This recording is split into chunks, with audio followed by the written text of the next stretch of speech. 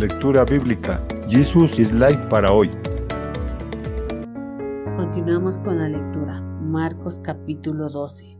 Los labradores malvados. Entonces comenzó Jesús a decirles por parábolas. Un hombre plantó una viña, la cercó de vallado, cavó un lagar, edificó una torre y la arrendó a unos labradores y se fue lejos. Y a su tiempo envió a un siervo a los labradores para que recibiese de estos el fruto de la viña. Mas ellos, tomándole, le golpearon y le enviaron con las manos vacías.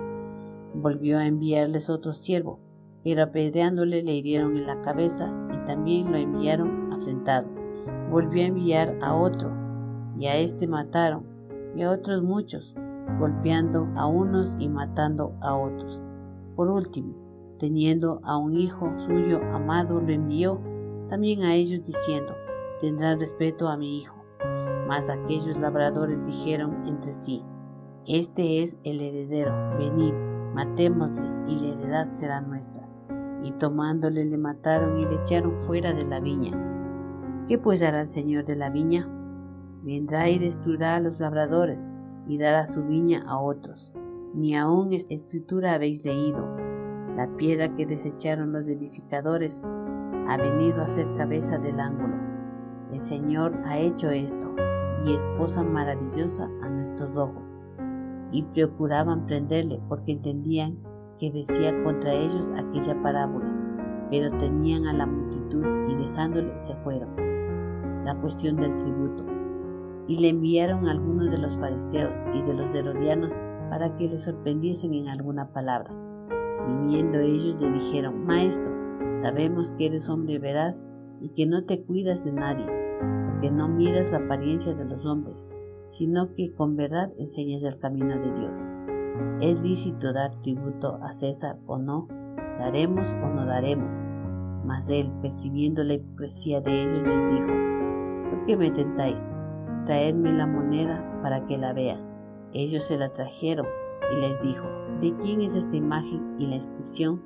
Ellos dijeron: de César. Y respondiendo Jesús les dijo: dad a César lo que es de César, y a Dios lo que es de Dios. Y se maravillaron de él. La pregunta sobre la resurrección.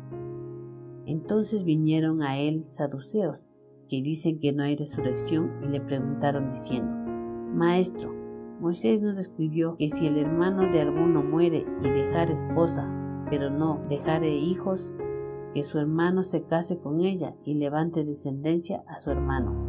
Y hubo 7 hermanos. El primero tomó esposa y murió sin dejar descendencia, y el segundo se casó con ella y murió y tampoco dejó descendencia, y el tercero de la misma manera.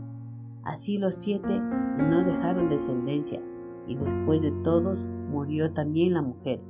Cuando resuciten, ¿de cuál de ellos será la mujer? Ya que los 7 la tuvieron por mujer.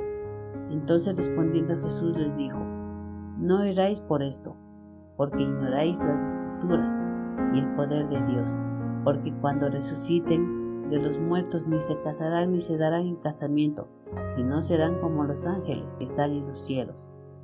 Pero respecto a que los muertos resucitan, ¿no habéis leído en el libro de Moisés cómo le habló Dios a la zarza, diciendo: yo soy el Dios de Abraham, el Dios de Isaac, el Dios de Jacob?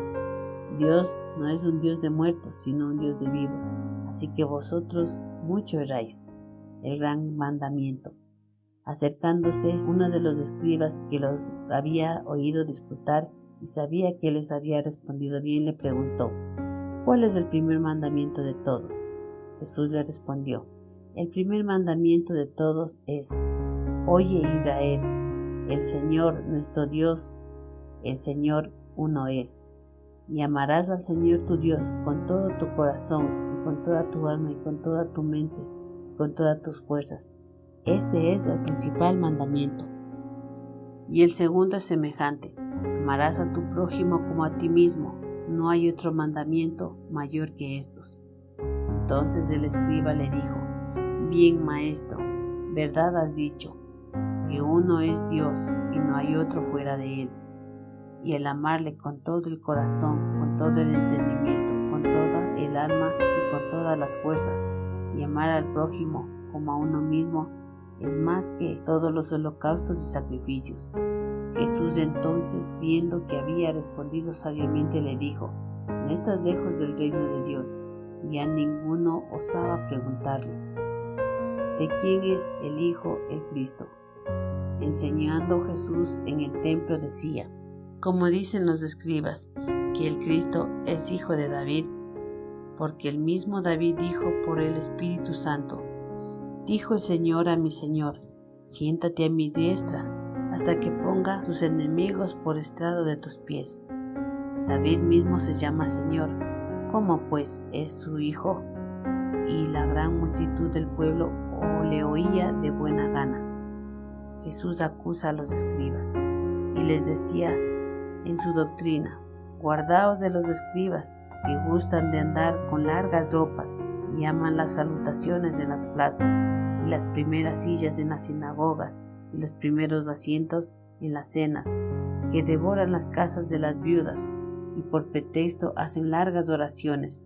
Estos recibirán mayor condenación. La ofrenda de la viuda. Estando Jesús sentado delante del arca de la ofrenda, miraba cómo el pueblo echaba dinero en el arca, y muchos ricos echaban mucho. Pero vino una viuda pobre y echó 2 blancas, o sea, un cuadrante.